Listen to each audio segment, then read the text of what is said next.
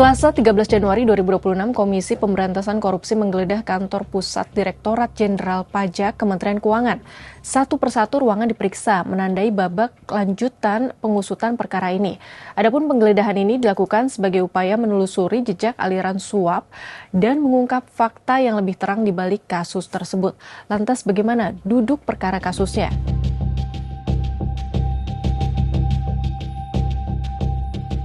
Penyidik mencari bukti-bukti tambahan untuk mempertebal, untuk memperkuat dari apa yang sudah didapatkan dari penggeledahan sebelumnya. Ya, karena memang kita masih akan terus menelusuri, termasuk proses ataupun tahapan dari penilaian dan pemeriksaan ini seperti apa peran-peran yang dilakukan pihak-pihak di kantor pusat Ditjen Pajak. Ya. Dalam penggeledahan, tim penyidik menyita sejumlah dokumen dan barang bukti elektronik yang diduga terkait dengan konstruksi perkara dugaan suap pemeriksaan pajak di lingkungan Kantor Pelayanan Pajak Madya Jakarta Utara pada Direktorat Jenderal Pajak atau DJP Kemenku periode 2021-2026. Sebelumnya, KPK melakukan operasi tangkap tangan pertama tahun ini, yakni pada 9 hingga 10 Januari 2026. 8 orang ditangkap dalam OTT tersebut, 5 diantaranya ditetapkan sebagai tersangka kasus dugaan suap terkait pemeriksaan pajak di lingkungan Kantor Pelayanan Pajak Madya Jakarta Utara pada DJP Kemenku periode 2021-2026. Pengaturan pajak tersebut berkaitan dengan sektor pertambangan. 5 orang yang telah ditetapkan sebagai tersangka itu diantaranya Kepala KPP Madya Jakut Dwi Budi, Kepala Seksi Pengawas dan Konsultasi KPP Madya Jakut Agus Syaifuddin, tim penilai di KPP Madya Jakut Askop Bahtiar, konsultan pajak Abdul Kadim Syahbudin, serta staf PT Wanatiara Persada Edi Yulianto. Dari penangkapan itu terungkap bahwa para pejabat pajak yang terjerat OTT menerapkan modus all-in kepada wajib pajak. PTWP selaku wajib pajak semestinya membayar pajak 75 miliar rupiah. Namun oleh para tersangka, PTWP cukup membayar pajak 15,7 miliar rupiah, ditambah 4 miliar rupiah sebagai imbalan atau fee.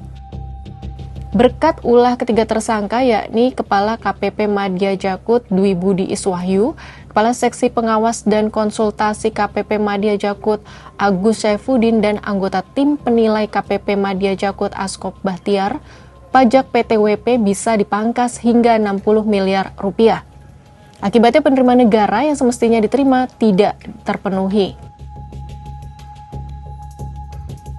Terkait kasus di Ditjen Pajak, pegiat anti korupsi Tibiko Zabar menyebut jika korupsi pajak sudah dimulai sejak era Gayus Tambunan pada 2010 hingga Rafael Alun pada 2023. Kasus yang terus berulang ini menunjukkan masih adanya celah dalam pengawasan internal selain persoalan integritas. OTT KPK di KPP Madya Jakut juga menunjukkan bahwa terdapat kelemahan dalam mekanisme pengawasan di lingkungan perpajakan Kemenku. Belum ada efek jera dari penegakan hukum korupsi di sektor perpajakan. Bahkan tersangka yang terlibat dalam kasus ini juga ada yang berasal dari unsur pengawas. Tibiko pun menyebut jika KPK sudah sepatutnya untuk menelusuri aliran dana hasil korupsi tersebut dan menuntaskan kasus ini dengan penyidikan lebih lanjut ke tingkat Ditjen maupun pihak lain yang diduga terkait. Sahabat Kompas, kasus korupsi di sektor pajak ini menjadi sinyal kuat bahwa dibutuhkan upaya ekstra untuk memperketat pengawasan dan membenahi birokrasi di lingkungan perpajakan Kementerian Keuangan. Operasi tangkap tangan yang dilakukan KPK diharapkan tak berhenti pada penindakan, tetapi mampu membongkar jaringan yang lebih luas dan membersihkan sektor pajak secara menyeluruh dari praktik mafia pajak yang selama ini merusak kepercayaan publik.